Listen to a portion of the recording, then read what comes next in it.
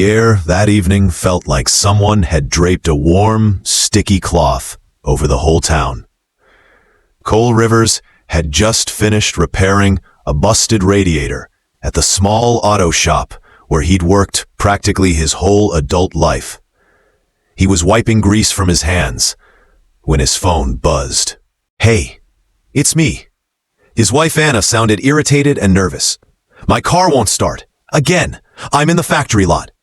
Cole promised he'd come help, grabbed the tow truck, and headed out. Anna stood beside her gray sedan, tired from her long shift at the paper plant. She climbed into the truck while Cole loaded her car. They barely spoke, but Anna rested her hand on his arm in that familiar, reassuring way that usually made everything feel normal. But that night, Cole noticed something strange, not about Anna, but about the car. When he lifted the sedan onto the shop ramp, he spotted rough scratches under the chassis. Not the kind caused by potholes or sloppy parking.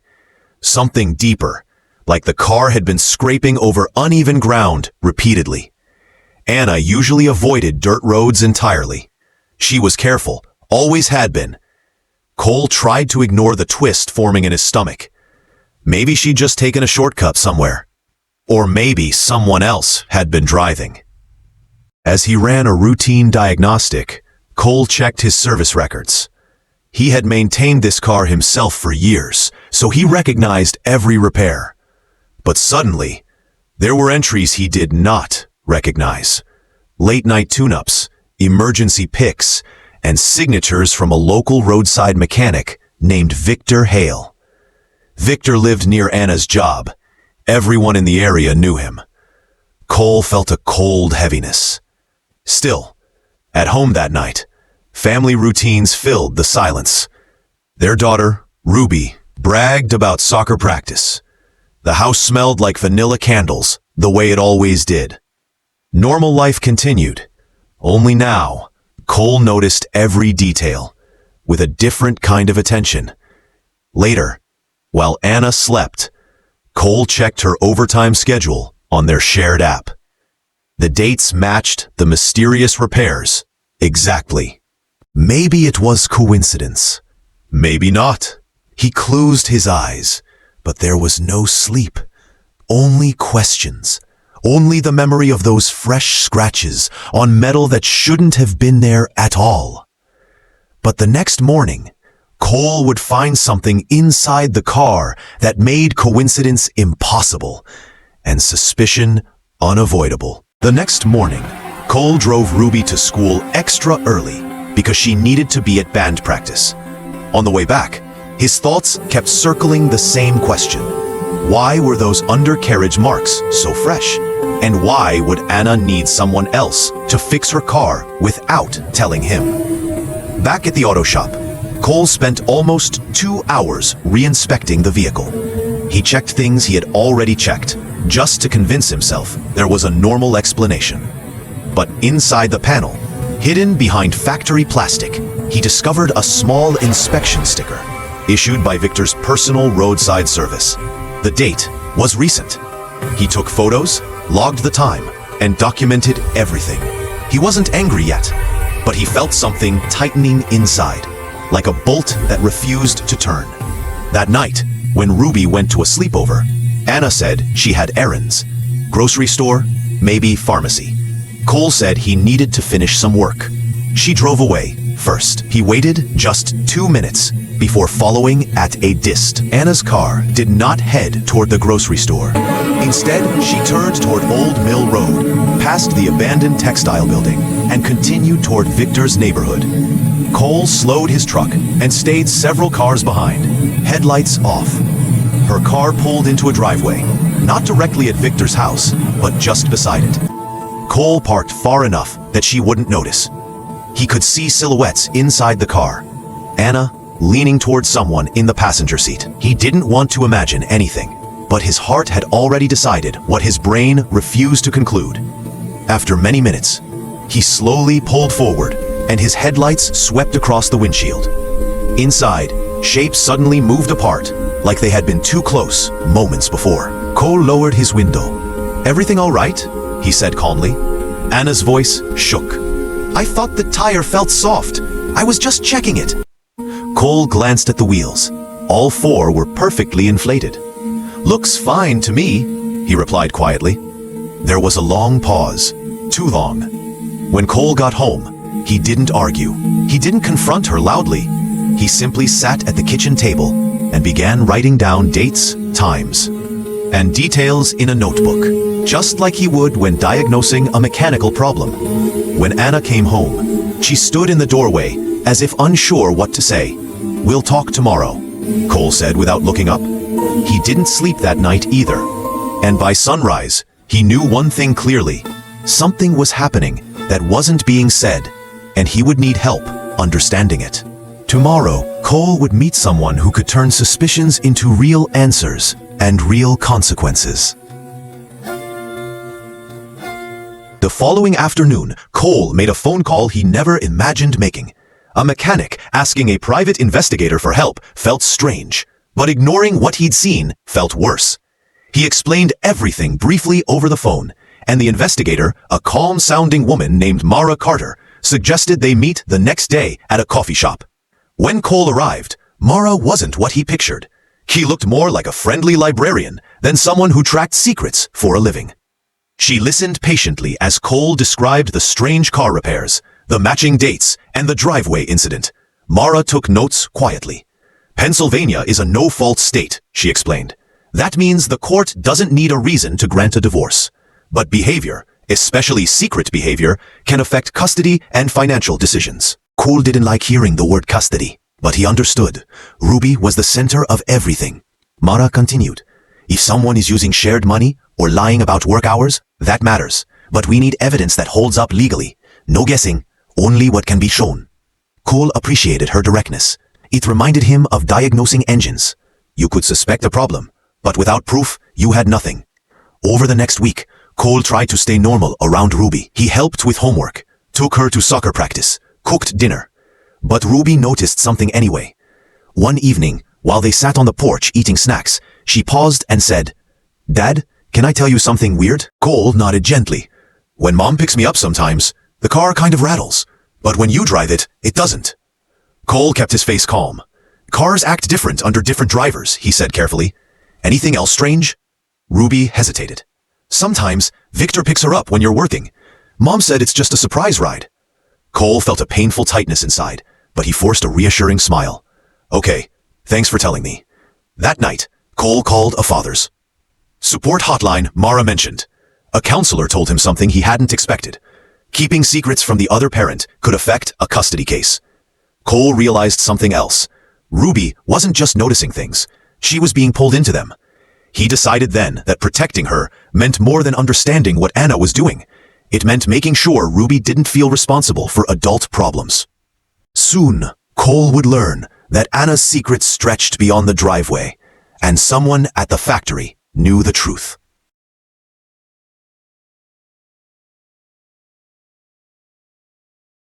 Two weeks later, the situation at home felt like a quiet storm. Anna still acted as if everything was ordinary, but the silence between her and Cole was louder than any argument could have been. Ruby tried to stay cheerful, but Cole could tell she sensed something shifting. One evening, after Ruby went to her room to finish homework, Cole calmly told Anna he needed to talk. She froze instantly, as if she already knew what was coming. "Why is Victor giving you rides?" he asked, voice steady. Anna swallowed hard. "My car's been unreliable. I didn't want to worry you." Cole shook his head slowly. "I maintained that car myself. If something was wrong, you would have told me." Anna looked down. "I made a mistake," she finally whispered. "I stopped talking to you about things." Cole waited for more, but no explanation arrived. Just a half-truth hanging there, unanswered. The next day, Cole met Mara again, this time at her office. She informed him that she had collected public scheduling records from the factory. Some of Anna's claimed overtime hours didn't appear anywhere on the official logs. "That's not just personal," Mara said. "That could count as workplace dishonesty, and legally, it affects trustworthiness." Cole felt heavy. He never wanted things to go in this direction, but ignoring it wouldn't protect Ruby. Meanwhile, Ruby started asking cautious questions. One night, while they prepared dinner together, she quietly said, "Dad, if you and Mom don't agree on things, do I have to pick sides?" Cole set down the spoon gently. "You never, ever have to pick sides. That's a grown-up problem, not yours." Ruby nodded, trusting him. That was all Cole wanted, to keep her out of the middle. But everything changed the following weekend. It was Anna's turn to have Ruby over. Cole dropped her off, waited, and noticed Victor's pickup parked a few houses away again. When Cole returned later to pick Ruby up, he saw Anna standing outside, speaking on her phone with an anxious expression. When she saw him, she quickly ended the call. Cole didn't accuse her. He simply filed the moment in his thoughts. Another unexplained detail. That night, Cole realized something important. The situation was no longer only about marriage. It was now about who Ruby could rely on, about the environment she was living in, about truth and safety. And that meant the next step wouldn't be emotional. It would be legal. Soon, Cole would sit in front of someone who didn't care about excuses, only facts. A week later, Cole walked into a quiet law office with worn carpet and shelves full of case files. The attorney, a woman named Patricia Wynn, listened carefully as Cole explained everything. What he'd seen, what Ruby had told him, and what Mara discovered about the suspicious factory hours. Patricia took her time before speaking. "Legally," she said, "trust is not only emotional, it's also documented behavior. If one parent is making a child keep secrets, or spending shared resources without honesty, that affects parental responsibility." Cole felt a knot tighten. He didn't want confrontation. He wanted clarity. And safety, for Ruby most of all. Patricia continued, "You're not trying to punish anyone. You're trying to protect your daughter's environment. Courts pay attention to that. It's not about blaming. It's about stability." That word stayed in Cole's thoughts. Stability. Something he could fix. Something he understood. As weeks went on, life shifted into a strange routine. Worked, cooked, helped Ruby with schoolwork, and quietly gathered information. The same way he would collect evidence while figuring out why an engine rattled. Meanwhile, Anna became more withdrawn, as if she was balancing two worlds that no longer fit together.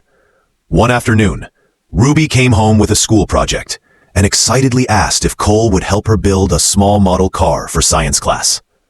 They spent hours in the workshop, Ruby holding tiny screws and asking endless fun questions. For a little while, everything felt normal, like the world outside that moment didn't exist. But later that night, Cole received a message from Mara. She had confirmed that someone at the factory had been changing schedule records, and that Anna was connected to those changes more than she admitted. Not in a criminal way, but in a way that showed she wasn't being truthful about her time. Cole sat quietly, staring at the message. He felt sadness, not anger. He missed the version of his family Soon, someone unexpected would step forward with information Cole never imagined, and it would change everything that followed. A few days later, Cole received an unexpected phone call while he was closing up the shop. The number wasn't familiar. He answered anyway. A quiet voice on the other end said, "You don't know me, but I work at the factory with your wife." Cole felt his heart skip slightly. The caller continued, cautiously, "I've seen things on the scheduling logs. Anna's hours don't match what she reports. I'm not trying to cause trouble. I just thought someone should know." Before Cole could ask anything, the caller hung up.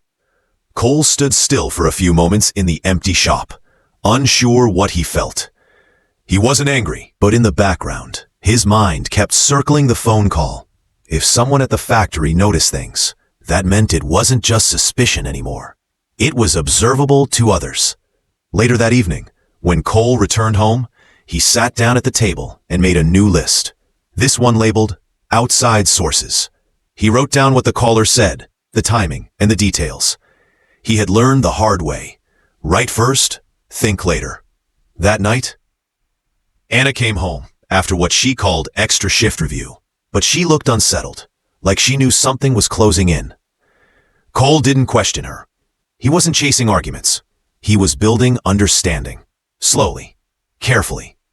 The next morning, Cole met Mara again and told her everything. She listened quietly, then said, "If someone from the workplace speaks up, that becomes independent testimony. It doesn't accuse anyone directly. It just verifies patterns." Cole wasn't sure whether to wasn't just in his notebook now. Other people were seeing pieces too. Cole walked out of the investigator's office into the sunlight, feeling both heavy and strangely steady. Ruby was depending on him, and that gave him more strength than anger ever could. Soon, a piece of information would arrive that didn't come from Anna, and didn't come from Cole, but would force the truth into the open, whether anyone was ready or not. 2 days later, Ruby returned from school unusually quiet. Cole noticed right away. She normally rushed in talking about her day. Instead, she sat at the kitchen table, staring at her backpack zipper. "Everything okay?" Cole asked gently. Ruby bit her lip. "Some kids said they saw Mom and Victor at the grocery store last week." She looked up slowly. "They said they were holding hands." Cole felt something inside him drop, but he kept his voice steady. "Sometimes people misunderstand what they think they saw." Ruby shook her head. "They were making jokes about it. It felt weird." Cole breathed slowly. He didn't want schoolroom was no longer private, even socially.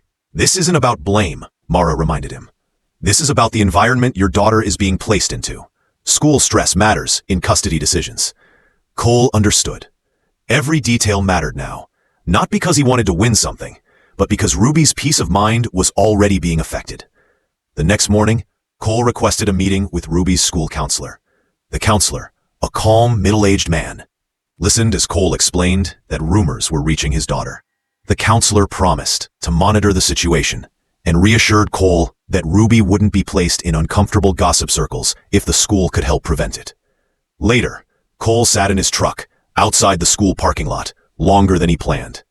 Watching students walking home, laughing, carefree, he wished Ruby could stay in that world without worrying about adult mistakes. That night, Anna arrived home later than usual. She looked worried, not angry, just worried. Cole wondered if she had heard something from others too. He didn't confront her. He simply observed. Everything would be addressed legally soon. There was no point in fighting through words. Cole tucked Ruby into bed, read a short story with her, and stayed by the door until she fell asleep. He realized that even though this situation felt overwhelming, his role hadn't changed. He was still Ruby's safe place. But the next step wouldn't come from Cole, Mara, or even Anna. It would come from someone who had seen everything firsthand. 2 mornings later, Cole arrived at work early, hoping to organize his mind before customers arrived. As he unlocked the shop door, he noticed someone waiting beside the service counter. A co-worker from Anna's factory named Ethan. Cole recognized him from a holiday gathering years ago. Ethan looked nervous, holding a folder in his hands. "I'm sorry to just show up," Ethan said quietly. "I wasn't sure who else to talk to, but I think you should see these." He opened the folder and revealed printed pages, schedule entries, digital timestamp discrepancies, and odd work hour adjustments. Cole stared, amazed. "Why are you bringing me this?" He thanked Ethan sincerely, promising not to mention his name. Ethan left quietly, looking relieved. Later, Cole met with Mara again and showed her the documents. She examined them carefully, highlighting dates and noting inconsistencies. "This isn't personal opinion," she said. "These are verifiable records. Courts pay attention to patterns like this, especially when a child's well-being might be influenced." Cole felt both heavy and strangely supported. Someone else had stepped forward without being asked. That evening, Ruby asked if they could bake cookies together. Cole said yes immediately. As they worked, Ruby talked about school projects, band practice, and her favorite songs. Cole realized how strong she was, even while noticing things she shouldn't have to understand yet. After Ruby went to bed, Cole sat in the quiet kitchen and reviewed Ethan's papers of adult behavior. The next morning, Cole sent the documents to Patricia, the attorney. She scheduled an urgent meeting. When Cole arrived, she spoke clearly. This is the kind of evidence judges rely on. Not accusations, but record-based information from independent sources. It doesn't attack a person, it reveals truth. Cole finally felt a direction forming. Not fueled by anger, but by clarity. But just when things seemed to make sense, Anna would take 2 days later. Anna asked Cole to meet at the park after Ruby's practice. They sat at a quiet table, while Ruby played in the background. Anna took a deep breath. I know things seem strange. Victor helped with some work issues. I should have told you sooner. Cole listened calmly. I just want everything to be honest, especially around Ruby. Anna nodded, looking regretful.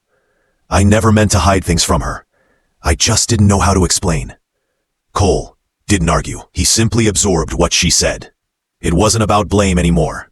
It was about keeping Ruby safe from confusion. The next morning, Cole explained the conversation to Patricia. She said gently, even if nothing inappropriate happened, secrecy around another adult affects trust and stability. The court will focus on Ruby's environment. Later that evening, Ruby admitted, Mom said not to tell you things because it might make you upset, but I don't like keeping secrets. Cole reassured her, you never have to hide anything from me. Adults should manage adult problems, not kids. That week, both parents attended a preliminary meeting with a judge. The discussion was calm and professional. Patricia presented scheduling documents, and Anna admitted she should have communicated more clearly. The judge recommended a temporary arrangement that kept Ruby with Cole for the time being, while both parents attended guidance sessions. Anna didn't fight it. She simply looked tired, like honesty was finally catching up.